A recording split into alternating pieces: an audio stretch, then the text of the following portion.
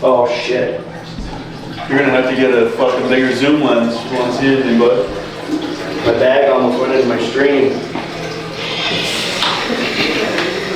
It smells like asparagus. That's what? Dude, I feel like I've just been sitting so much the last couple days, whether it's on a plane or in a fucking Uber. Today, drove fucking 4 hours to drop my handlebars off at the bike shop. I just want to sit here like this. That drive to Quebec killed me. No, he's just an idiot. Oh, I'm so professional. All right. What's up? Welcome to the video. We're gonna be hitting a pull day with old Danester, who is a fucking grumpy cat today. How many weeks out is he? 2? Less than he's only 2. a week. He's a week out. He's like a week and a half. I guess Yeah, he's 10 days. 10 days. Okay, Dana's like 10 days out, and he's fucking temperamental, but he looks crazy. So, always good to have my, handsomeness, humor, knowledge combined with someone who's actually big, right? That's what we want in a video. So, we're gonna be hitting a pull day, and yeah, let's fucking get it.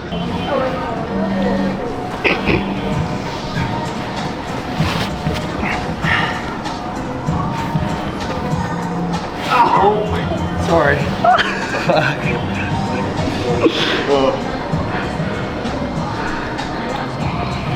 right, I'm done. My warm up. I gotta do 2 quick sets, lying Y raise, and then we're gonna go T-bar. Wait, yeah, T-bar if you don't mind. Chest quarter row. Nautilus or upper back focus pull down. Nautilus pull down. Lat row. Rear delts. Perfect.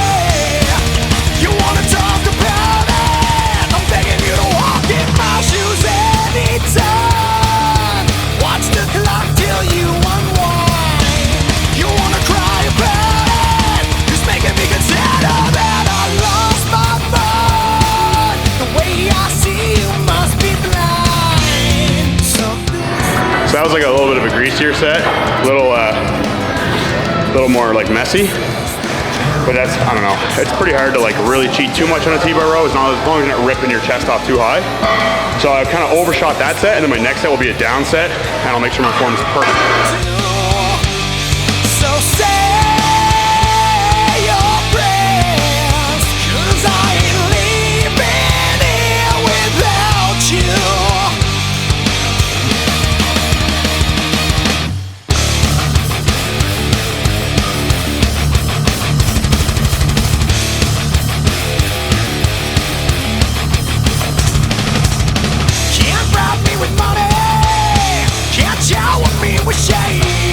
Another killer for my broken home until you cover me with many fame. You wanna know about it, but I'ma be fucking with you every time. Story broken, you're behind. And when you ask about it, you can rest assured I'll give you my best side. Seems we all have friends to find. So this is the hate up there. Pull up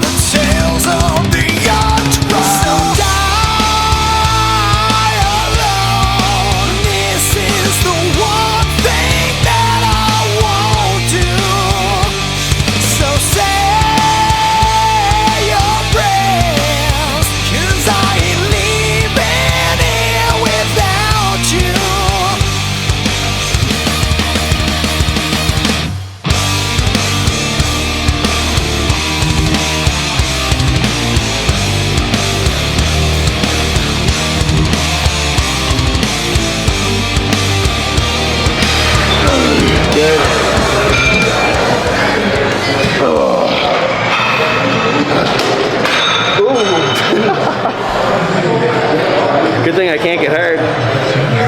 We want to try and get that like shoulder blade. Can you movement. show me? Oh yeah. You know what I mean? Like, look, we want to try and get this kind of thing. Yeah. Okay. But you want to get a little bit of this as well. So you want to find an angle kind of right in the middle. Okay. The other thing too is when your arms are right over your head, like this. Yeah. Lats don't have any leverage. So lats don't really kick in until you go from like here to like here. So if you start there, you're gonna keep tense on the lats the whole time.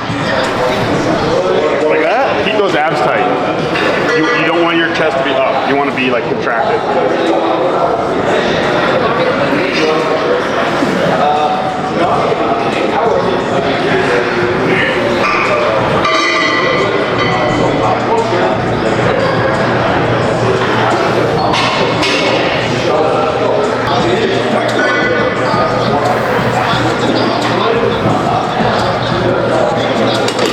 Basically, I'm the guy who's taking all of Evan's fucking knowledge and training stuff and creating the ultimate monster.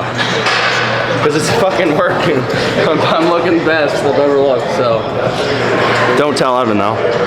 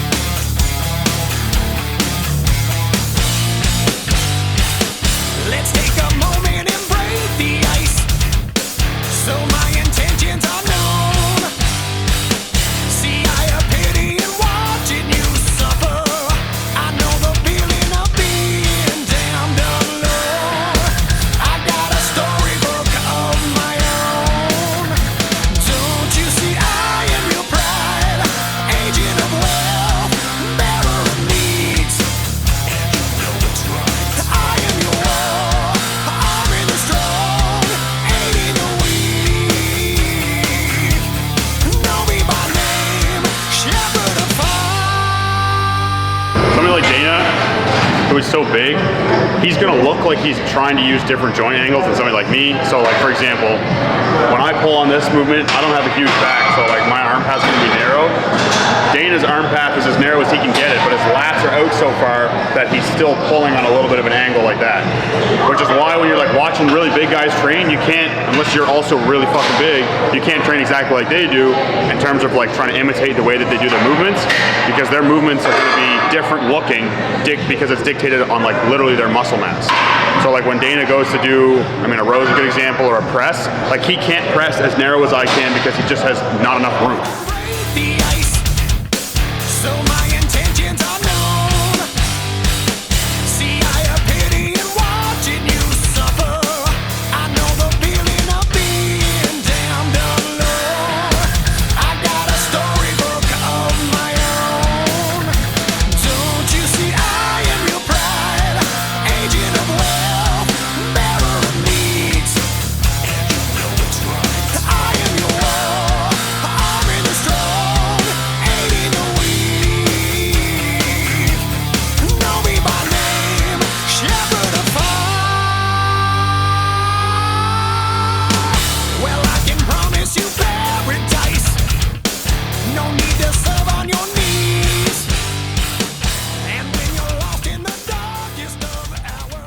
Alright, so rear delts is definitely an area that I see a lot of people lacking in, just because it's not fun to train, and they're a little bit harder to train than most people realize because it's not just pulling with your arms out here.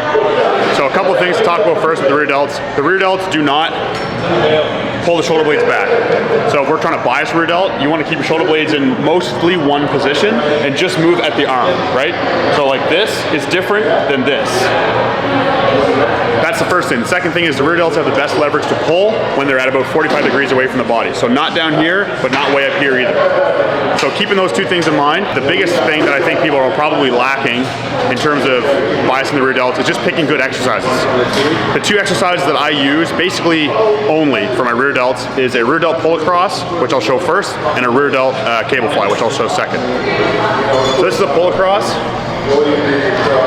Basically, we're pulling at an angle that is essentially 45 degrees across the body, so that we're pulling in a plane that the rear delts have the best leverage in. So as you can see, I'm just moving my arm right here. My shoulder blade, my shoulder is staying in one place. Whereas if I go like this, that is like an upper back movement because my shoulder blade's getting a lot of movement. The second movement is basically the same thing. We're just using the straight arm. So usually you'll see people do a rear delt cable fly like this. The rear delt's gonna get work like that, but it's just not gonna be biased. So it's gonna be, that's in a plane where the rear delt doesn't have as good of leverage. So instead, we're gonna do the same thing, except we're gonna pull in an angle. So now I'm going about 45 degrees across my body. Right? And that is going to be in the plane that the rear delt has the best leverage in. Again, we're trying to keep our shoulder from moving forward and back. We want to keep it in kind of one place, and then we want to pull so that our arm path is like that, about 45 degrees away from the body.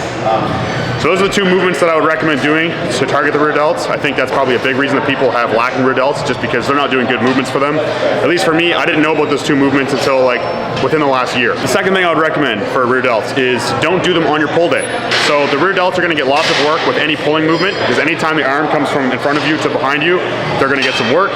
But they can tolerate a lot of volume because they're involved in so many of those movements. So you want to do everything you can to kind of bias the rear delt and hit them when they're fresh. So I would not do them at the end of a pull day if yours are lacking, which I know is what I'm doing right now, but that's because my rear delts aren't really lacking. Do them at like the end of a push day, where you haven't done anything that has involved the rear delts until you're doing direct rear delt work. And then that way, you're not going to be as fresh systemically, but they will be fresh because you haven't done anything that has involved the rear delts. And then the other thing is kind of in the same vein as that is you can start your pull days with rear delts. Now a lot of people are going to be like, oh, why would you do that? They're going to be the limiting factor, but that's really not the case. So if you're doing a chin up, for example, that's going to be the lats are the primary mover with a chin up or a pull down or a lat bias row. And if the rear delts fail, they're not the only muscle that pulls the humerus down. The lats do that. So if the rear delts fail, you're just not going to be able to use as much weight, but that's just because the lats aren't being helped by the rear delts. So the rear delts aren't going to prevent you from doing the movement. Same thing with upper back stuff. The upper back is primarily trained by pulling shoulder blades together. The rear delts don't interact with the shoulder blades. So you can still pull the shoulder blades together with like an upper back row, even if the rear delts are tired. And then the last thing I would recommend, here's just kind of a little tip. So if you're going to do the rear delt pull across, which is what I just showed you, and that's also what I just did, I'm now going to move into the rear delt cable fly. So I start with the pull across, which is the bent arm variation where I can really load it heavily. And then after my rear delt's a little bit fatigued, I'm going to go into the straight arm variation, which is going to train the muscle in the same resistance, going to train it in the lengthened position, but it's going to train it in such a way that people tend to get a little bit more mind-muscle connection with the straight arm version. The problem is if you get really strong, then your triceps and other muscles can kind of fail before the rear delts do. So you fatigue the rear delts with the heavy movement first, and then you move into the lighter movement where the other muscles are less likely to fail because you're not using as much weight. So those are the main things I would consider if you're really trying to bring your rear delts up.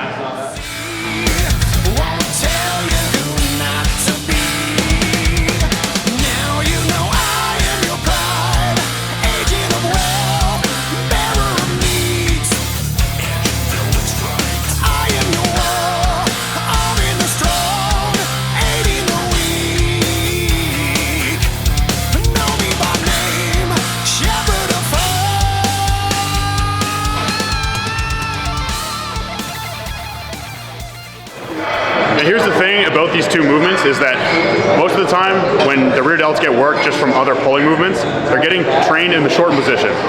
It's pretty rare that the rear delts get trained in the lengthened position, and that's the position that both of these movements train the rear delts in. And that's one of the reasons that these are my go-to, is just because they're not going to get a lot of work in that position otherwise. What are we doing? Outro. Oh, all right, that's the big guys.